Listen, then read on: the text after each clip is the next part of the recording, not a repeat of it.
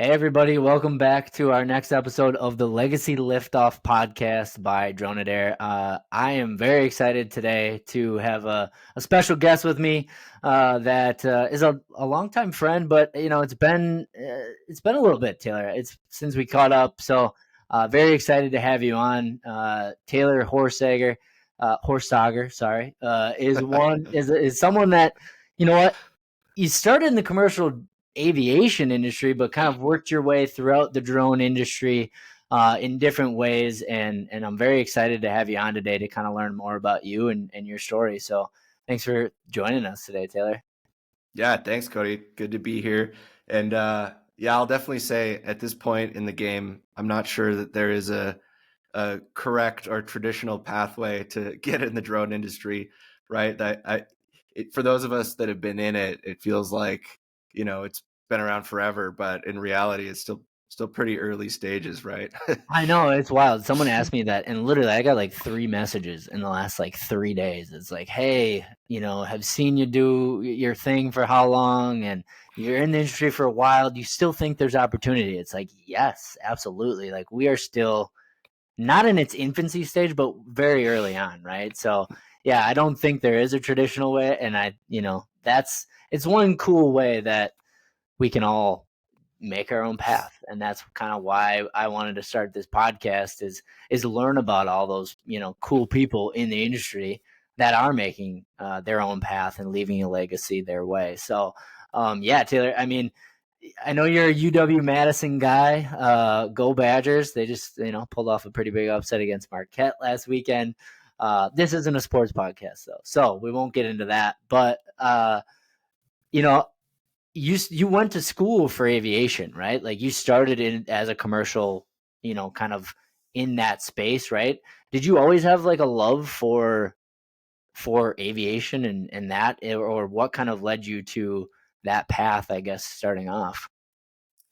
Yeah, so I was actually introduced to aviation at a pretty young age because my grandpa was really into aviation and he had an airplane and used to take and my cousin down to Oshkosh, which is like one of the biggest air shows in the world that takes place every year in Oshkosh, Wisconsin. So I've been going to that since I was like 5 years old and probably went to 15 or 20 of those over the years. So the aviation bug was kind of around for quite some time. And then I actually studied philosophy at the University of Wisconsin, Madison, which is, one of those Interesting. things that people are kind of like, what are you going to do with philosophy, right? But surprisingly, it actually laid a really, really good foundation for some of the stuff in the tech world. But yeah, so after college, having studied philosophy, there wasn't like a direct avenue into, hey, now that you have this degree, these are the companies that are going to hire you, right? So from there, I ended up taking on a job at Wisconsin Aviation, which is the fixed based operator at Dane County, just as a line technician working third shift, trying to pay for my flight ratings, and that ended up evolving into kind of the drone trajectory over time. That's awesome. And for anybody that doesn't know, EAA is an awesome spot. Even if you don't, aren't that into aviation, if you're into drones, like it's still a cool, an amazing spot to go. I actually taught some flight courses there a couple years for their drone cage, but they don't Mm-hmm. do it anymore. They got rid of it, which sucks. But they still have like a drone tent that they have some stuff, but very cool spot. But that's awesome to hear that like kind of your grandpa got you into that and really that's in some sort of way propelled you right into the drone Mm-hmm. industry. I've always wanted to also get my commercial pilot's license, but I haven't done it. And I know probably plenty of other people that are listening or maybe listening to this, right? Is like same thing, right? It's like how long does it take? Like did you get it done quickly? Obviously you working, as Mm-hmm. Wisconsin in aviation probably helped, right, in some ways, but how long did that take you to get? And do you think that's like is that a different process now than what it was when you were doing it? Yeah, I mean, there's no right way to get your licenses for flying actual airplanes. The way that I did it was probably one of the most convoluted, challenging ways to go about it, just because I was like working in the evening to pay for the flying during the day.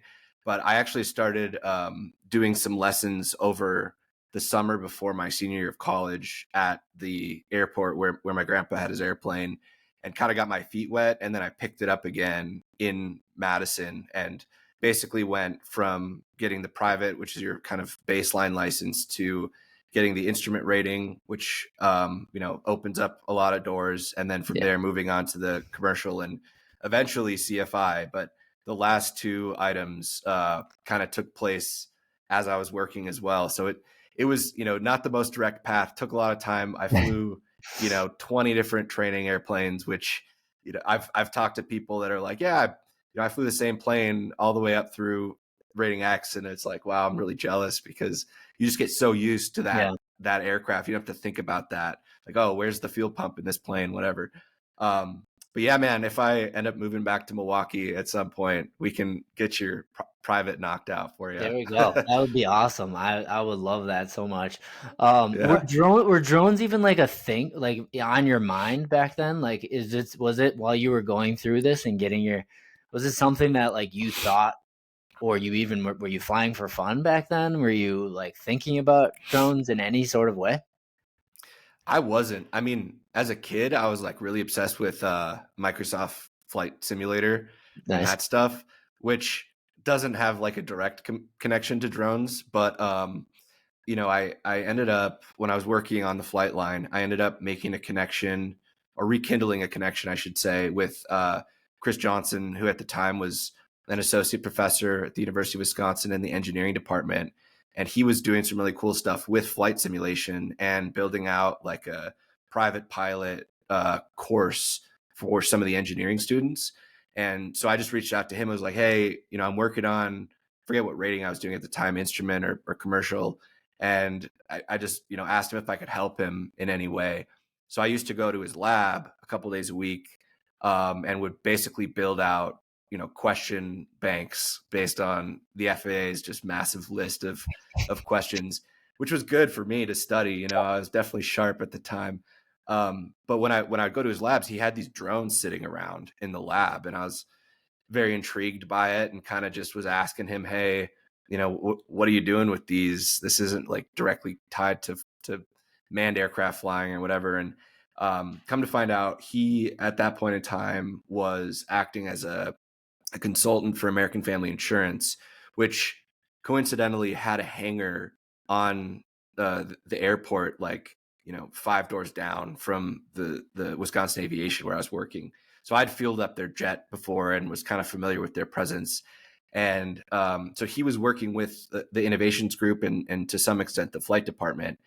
And one thing led to another, and they being AmFam basically decided, hey, we want to bring someone on board that has some aviation experience to help us start to explore this drone thing. Because at this point in time, I think it was 2015, and it was like just before Part 107. Like, it was back, you still had to get your Section 333 exemption and do Hmm. that whole fun thing. So that's kind of when I onboarded with them and ended up leaving my line tech position at Wisconsin Aviation and joined AmFam as a contractor, and just started kind of exploring, what we could do with drones. And frankly speaking, the way that they got me in was, hey, we're going to put you in an airplane and you're going to go fly around and then fly drones at Nice. these places.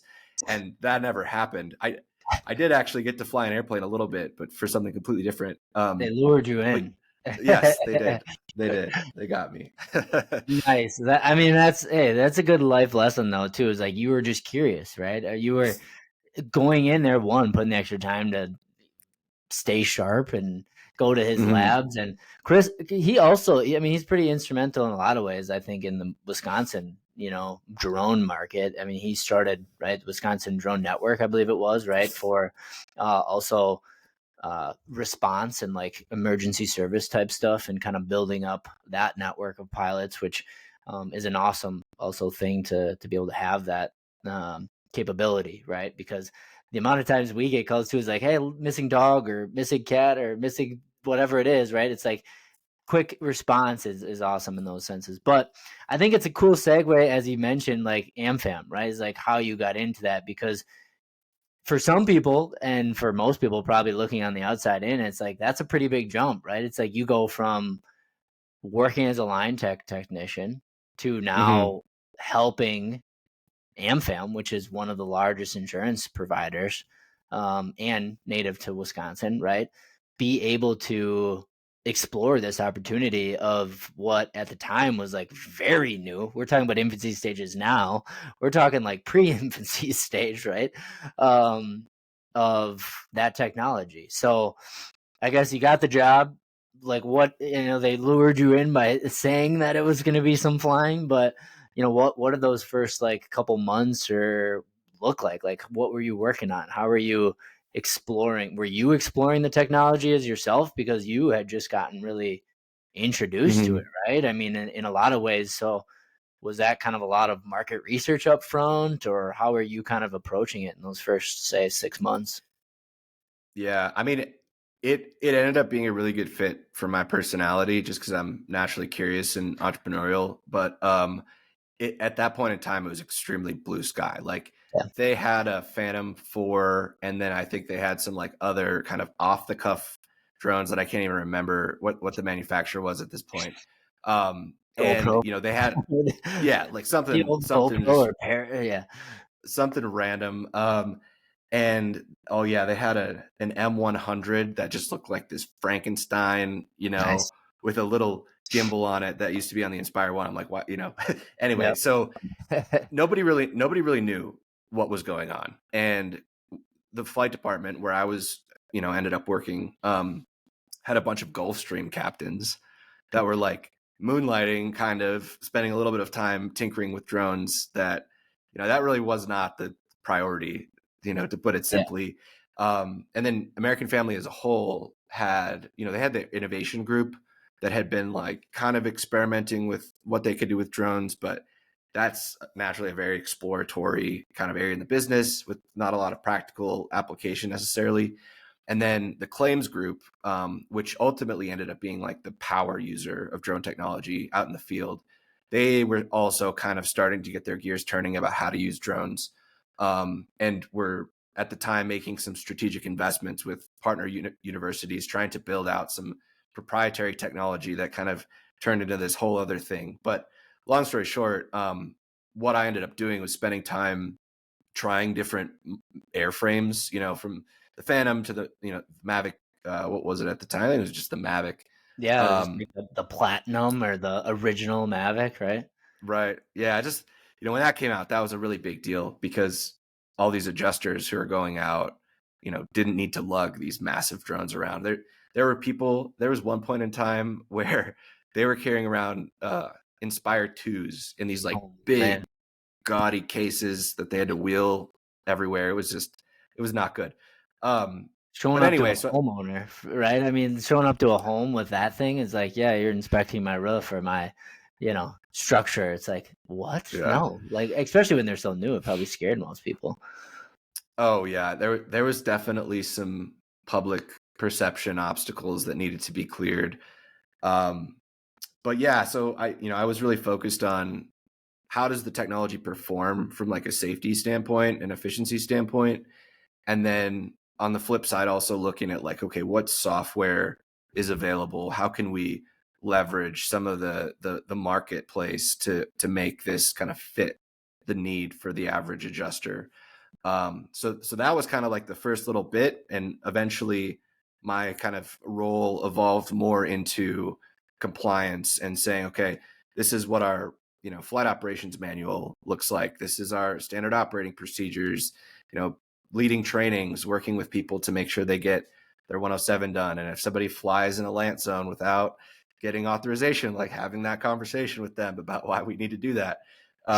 So yeah, it was a really good experience and opened my eyes in many ways to some of the pain points that your average kind of boots on the ground person in the field might deal with, and really seeing how like the theory of something great like drones might not always translate perfectly into the day-to-day workflow unless it's done correctly, and that was a really obvious kind of learning from my perspective, which ultimately kind of led me into the next chapter of time at American Family, where I was working within their innovations group on some technologies.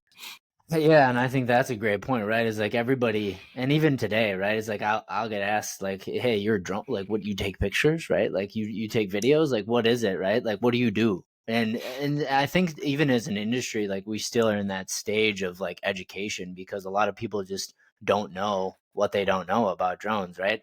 They know that they might be an invasion of privacy, that they do take pictures, that they're cool for events and your buildings and things like that, but educating like the public on what actually we can all do with this technology that has evolved. I mean, even since me and you like got into the industry, crazy, right? I mean, I think like there's been 20 new drones in the last 2 years that have been, released, and that's not even talking about the sensors and the different cameras and the quality and all of that technology. But when you look at it as a whole, insurance has been, I wouldn't say one of the first adopters, right? But they were very quickly too in some ways, right? And I think claims has been that realm, but now it's kind of shifted and to more on the tech side, and how do we match up, right, this data that these Mm-hmm. drones are gathering us, and to make more informed real time decisions, and get that imagery, but now assess it a lot faster than anything too, right? So I think, yeah, it's a good transition for you, right? I guess in some ways on that innovation. So the drone program, you started that right at AmFam, and you kind of grew that with a lot of the claims adjusters, right? Going out and actually doing that. Um, can you talk to us about any more on that proprietary? You don't need to get into details, right? But like on that next step of like that software, that technology that you were now leading or trying to go into from starting that program. Yeah, I'm happy to talk about that.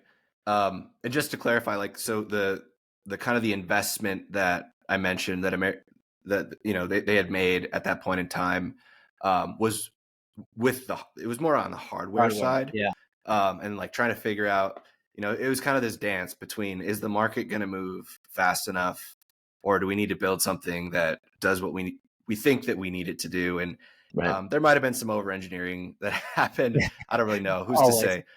But anytime you're in an early market, it's like really hard to predict where things are going to go and yeah, such. But ultimately, yeah. So over the years of shadowing adjusters in the field and understanding some of the complexities of their job, and then having that kind of come to a head with COVID and people needing to change the way that they work temporarily, not going out in the field to do inspections unless they absolutely have to. And we're kind of seeing things settle, where that was a bit of an interim stage that yeah, introduced some new ways of thinking about work, but didn't necessarily change everything forever, right?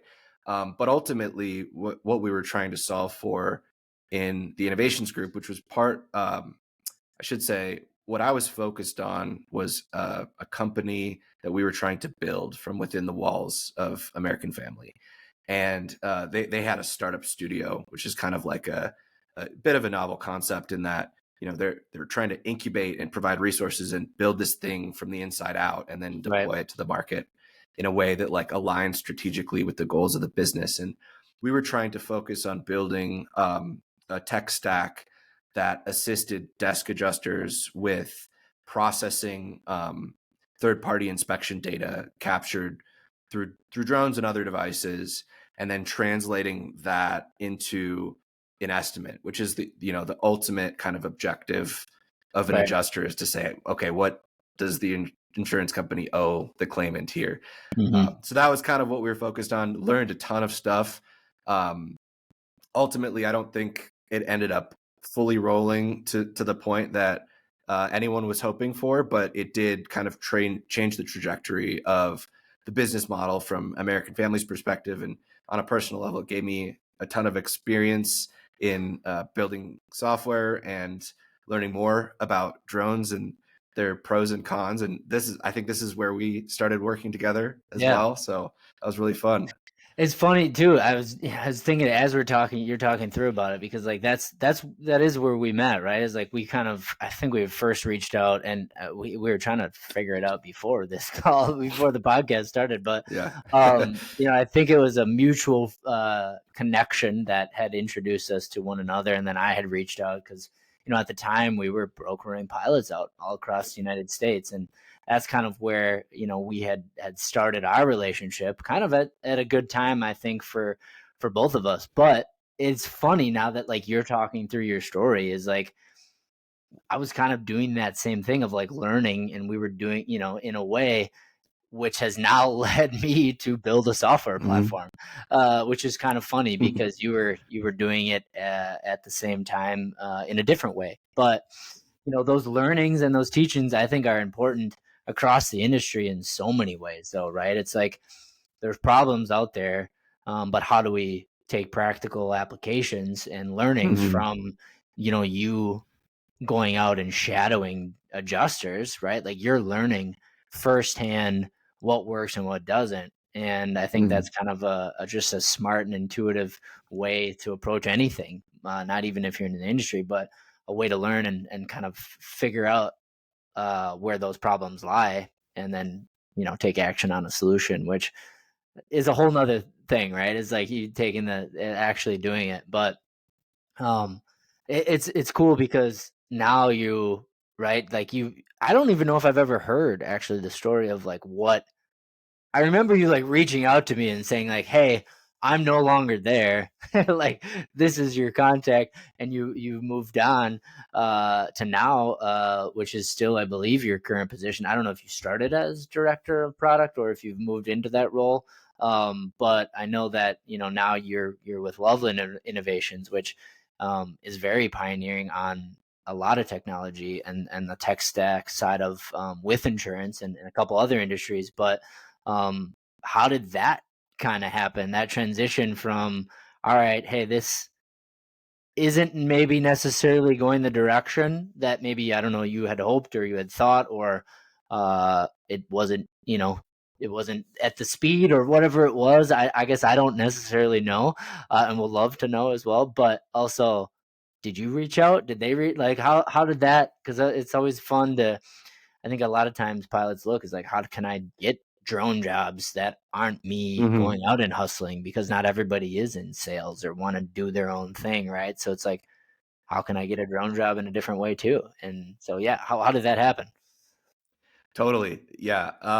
Well, so as you know, with building companies, sometimes things don't work out as planned. So Right. that was kind of the the inflection point for me. And I know it's maybe kind of cliche to say, but it's all about the connections that you keep, right? So early on at American Family, I met Jim Loveland, the CEO of our company and founder. Um, when he was working with us, trying to show us the value of the imaging platform, and this was way back when AmFam was still kind of figure out which direction that they wanted to go. And Jim and I connected in San Francisco at DJI's, one of DJI's early kind of conferences that were going on out there. Yes. And we stayed in touch, and ultimately I kind of followed Loveland Innovations over the years, thought highly of the organization and the way that they were going about solving problems and making use of the data captured by drones. So I basically just reached out to Jim, and said, "Hey, how are things going? And are there any opportunities here?" And one thing led to another, and joined the company kind of shortly thereafter. So it's been a great move. I've really enjoyed the past couple years. I think I just crossed the 2-year threshold as director of product here last month on Halloween. But Awesome. it's been a good experience for sure, and really excited about the direction that we're taking things as well. With since I've been here, we've launched 2 products. Imaging Flight is our kind of dedicated flight application, and Imaging Inspect, which will be officially rolling out here shortly, is our kind of non-drone data capture solution. So a lot of the learnings that came from being a chief drone pilot and working on the Inspect AI project with American Family really compounded into this current experience, and being able to kind of synthesize the pain points and such to apply them from a product management perspective into a good solution for our users. Yeah, which is a fantastic, right? I mean, because you were able to understand it, but then realize like, hey, let's maybe transition it into a way where it wasn't going, right? Or it wasn't Mm-hmm. able to go in a certain capacity, I guess, in that way, right? And I know Loveland is kind of, they always started in that insurance slash like roof Mm-hmm. sector, right? And that's kind of where I know my first learnings of Loveland. That's kind of what I had always viewed them as, right? But for those of people that don't necessarily know Loveland, or what their technology is, I know you touched on it a little bit, but you guys are getting into other sectors, obviously now, like solar, right? And roofing and is it wind, and are you doing stuff in that as well, or is it So our three primary verticals are insurance, roofing, and solar. okay? Yep. And the background a little bit for those people that might not be as familiar with the insurance industry, because it's not always the most exciting thing that's the headline in the news. But so Jim was the CEO of Exactware, which is like one of the biggest estimation platforms used across insurance carriers in the United States for figuring out like, this is what the damage was, and then estimating how much we need to pay out using this software. So that's kind of his backdrop is insurance, and Hmm. where the company started out trying to apply drone technology to the insurance vertical, specifically within claims, to make kind of that whole process a little bit easier. Yeah. Um, but along the way, it basically unfolded, hey, there's a lot of parallels in the roofing industry for roofers and kind of the jobs that they need to accomplish in their day to day that very closely align with insurance. So why not try to expand the technology to be useful for that vertical as well? And then with solar, I mean, things had really exploded.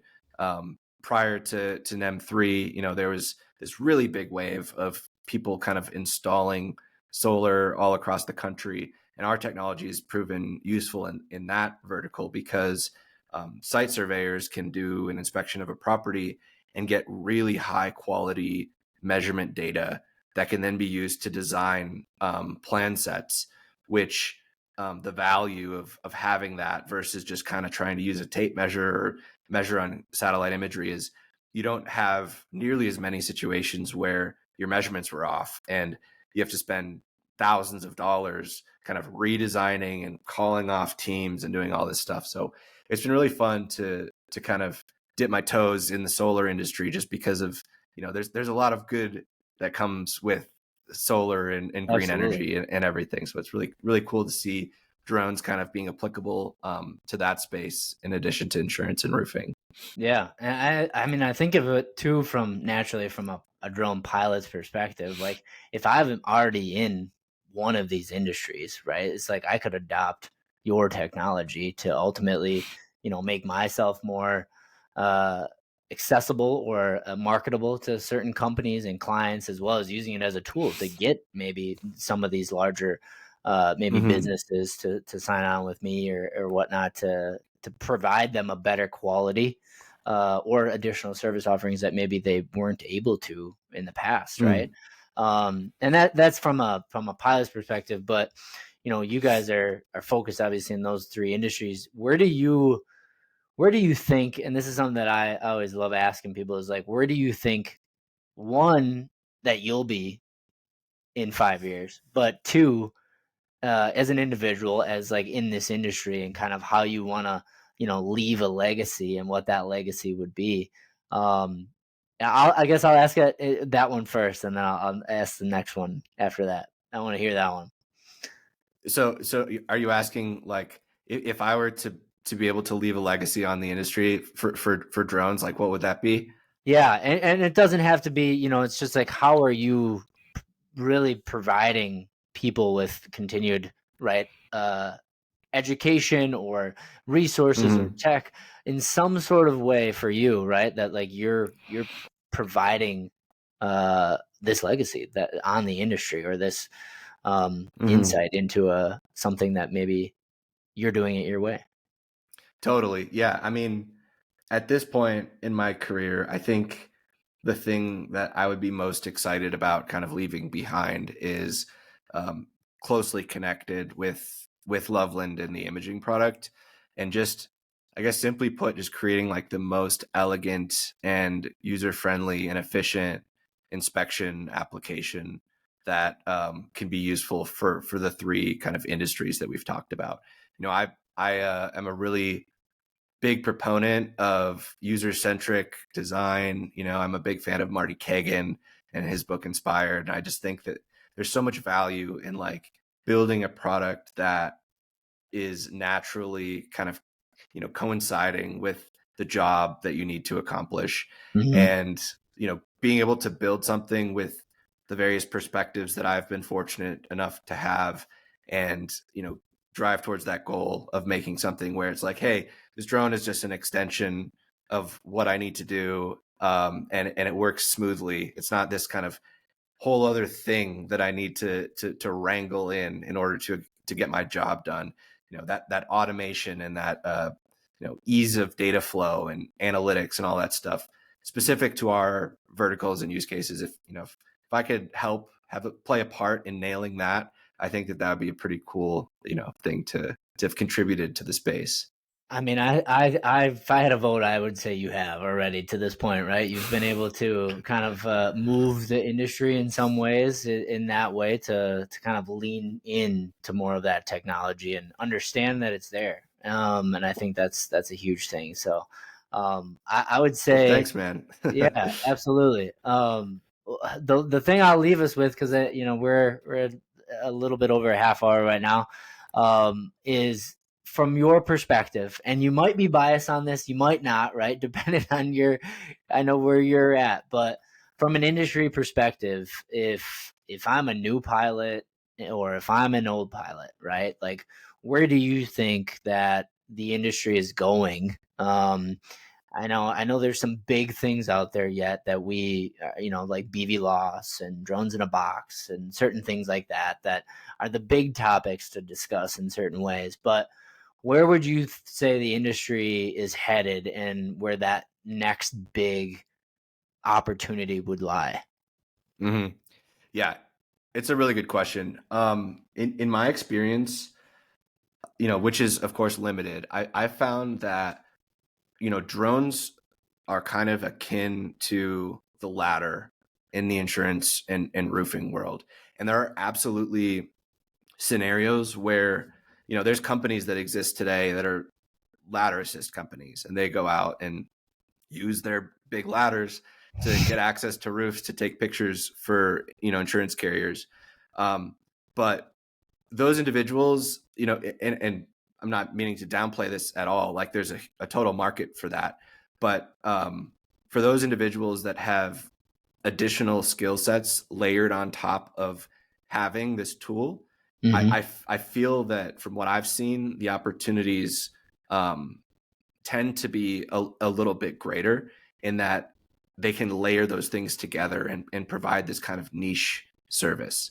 And an example is, maybe you're a drone pilot, go out and get your adjusting license in your state. Like some states don't require it, but build up that skill set, and now you're not just a drone pilot, you're an independent adjuster that has a drone, and you can offer this kind of extension of your service that gives you a leg up on the competition. Same for roofing. There's a lot of people that go out after storms and they'll like knock on doors, and Hmm. if you have experience with roofing and you can use your drone to accelerate like the amount of data that you can collect or leads that you can generate, like that's a really effective way to build up your repertoire, if you will.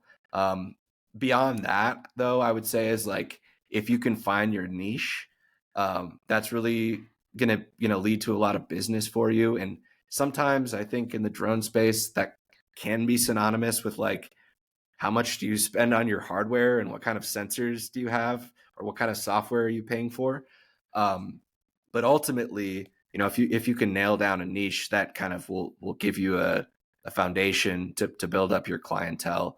And I can give you examples of that as well, but there's quite a few out there. Absolutely. But to answer your other question, like, where do I think this is going? I mean, it depends on how far ahead you want to look, but Yeah. ultimately, like, as a drone pilot, if I'm looking at it through the lens of, I'm a drone operator today and this is my career, I'm trying to think about, okay, how do I build my network of hardware to, I was just at what conference was it earlier this year? Can't remember, in Las Vegas, but DJI had their drone Commercial box out. UAV? Were you there? I was gonna say, don't tell No, me you were there and we didn't meet up. no, I was at the DJI event. Okay. DJI had their Gotcha. event Oh, this year. yep. Yep. And anyway, so they were showing off their drone box, and it's just kind of like, I see a future where, similar to, there's parallels with autonomous vehicles, like doing Lyft type, Uber type services, right? Where it's like, if you can build that foundation and take the right steps to be credible and safe and have your network of drones that can accomplish certain tasks, that could be a really interesting kind of area to explore as well. But that's pretty futuristic, right? Right. And that's what it's, it's always great to think about those things too and like set that up for, the future. But you make great points because oftentimes, like, even, I have plenty of pilots or companies that reach out and it's like, you know, it's just a tool, right? At the end of the day, it's all Mhm. about the service that you provide, the quality of your service, like your knowledge and your experience, but also like being able to provide value, right? And give people ultimately what they expect. And what that is to someone might be different than the next client. But ultimately, if you can provide, an extension of what you already provide, right? Like, you're talking about going out and get your adjuster's license. Like, it's so applicable in so many ways, right? You can go be a thermographer, right? For roofing and even Mhm. more, or for facade inspections. You can add a drone to your repertoire if you're a surveyor, and you can do it in that way. It's really being able to look at it from, where are you, right? Like, what industry, and which ones do you love being in? I think that's the biggest Mhm. thing, is like, can you see yourself in it every single day? Are you good at it? Do you love it? And can you market yourself in that industry? Right? It's like, I'm not I would never be the type of person that would, go sell hair or like, products, like something like, it's like, be really good at what you are in. And that might be a terrible example. It's probably just because my wife was talking about writing off her hair for something last night, like whatever it is, and that was the example that was in my head. But I think it's all about finding about what you love and what you're good at, right? And kind of adapting it as a tool and learning it. So, all great stuff, man. I really appreciate you, being on and being a part of our first kind of season of the Legacy Liftoff podcast. So, very excited to kind of see where you go from here, personally as well with Loveland. I'm sure we'll keep in touch, but if anybody wants to reach out or can, what's kind of the best way to do that? Oh yeah, LinkedIn probably is the simplest way. I should be discoverable on LinkedIn, and I'm very responsive if people send messages or yeah. Yeah, be personable, right? Like, let them know that you heard them on the podcast or something. Don't just like, hey, I want lead gen or something like that. Man, the amount of times I get that is ridiculous. It's like, oh, I can help Oh you with yeah. this, and that. Development leads, right? It's like, hey, be personable. But yes, find them on LinkedIn. We'll put it in the show notes. Taylor, it's been a pleasure, man. I appreciate it. Thanks, Cody. It's been great.